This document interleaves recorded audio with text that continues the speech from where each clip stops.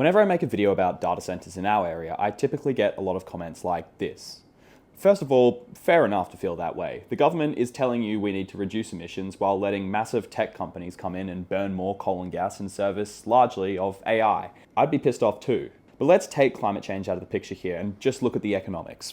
We're not transitioning to renewables just because of climate change. We're also doing it because right now it is the most cost-effective way to power our country. It's very expensive to keep our aging fleet of coal and gas-fired power plants running, and even more expensive to build new plants. So the problem data centers present isn't just related to climate, but economics. If the rate at which data centers are built outpaces the rollout of new renewable energy, it means more coal and gas burned, which prolongs the life of these plants, slowing our transition to a cheaper energy source. According to the Australian government's scientific and economic advisors, this is currently what is happening. I understand that beyond these questions of climate and economics, there are lots of other quite valid reasons to be against data centers. Just personally speaking, I can't stand the proliferation of AI and the fact that I have no say in its rollout. And these companies building data centers in Australia are going to make billions of dollars off our land, power, and water. So groups advocating for stronger rules on data centers are saying the very least we can do as a country is demand, not ask, that these centers don't screw with our energy system, that they help build new renewable energy projects and not increase reliance on expensive, aging fossil fuel plants.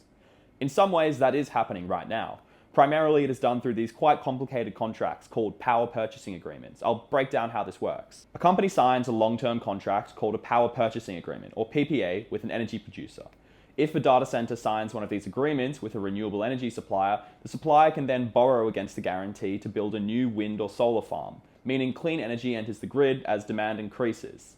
However, a PPA doesn't have to involve the construction of a bespoke wind or solar farm and can be signed with renewable projects already built. The problem is, like any large infrastructure project, building new wind and solar farms requires a decent amount of upfront capital. So while it might be easy to buy power through a purchasing agreement from a project that already exists, given the wild amount of profits that are set to be made, there is broad agreement from energy, environmental, and business groups that the Australian government should force data centres to fund the building of new renewable projects to fully cover the energy demands they bring. While construction of new data centres goes on, the government has yet to hand down enforceable regulations on the industry and only hinted at what they may look like. At a speech given last Wednesday, Labor's Federal Assistant Minister for Technology, Andrew Charlton, said data centres must bring a new and clean supply of energy. But will this be enforced? As before, we'll have to wait and see.